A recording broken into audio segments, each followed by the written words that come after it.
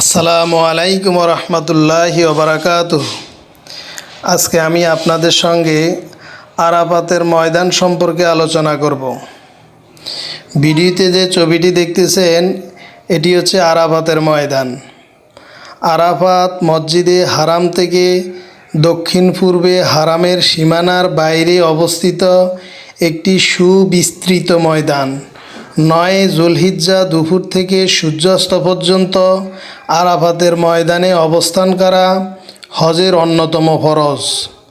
রসুল সাল্লাল্লাহু আলাইহি সাল্লাম বলেন, হজ হচ্ছে আরাফাতের অবস্থান। হজ হচ্ছে আরাফাতে অবস্থান। তিরমিজি শরীফের হাদিস।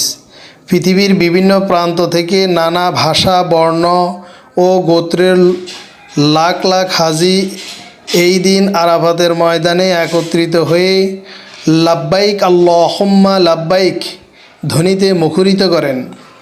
তারা আল্লাহ তাআলার কাছে কায়মনোবাক্যে দোয়া, ক্ষমা প্রার্থনা, জিকির ও দুরূদ পাঠের মাধ্যমে সূর্যাস্ত পর্যন্ত অবস্থান করেন।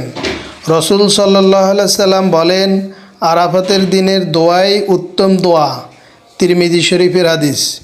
আরাফাতের ময়দানে জাবালে রহমতের পাদদেশে দাঁড়িয়ে রসুলুল্লাহ সাল্লাল্লাহু আলাইহি সাল্লাম গোটা মানবজাতির উদ্দেশ্যে তার ঐতিহাসিক বিদায় হজের ভাষণ প্রদান করেন।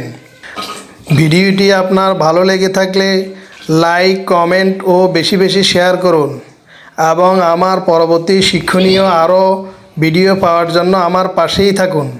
সবাই ভালো থাকবেন, সুস্থ থাকবেন। আল্লাহ হাফেজ।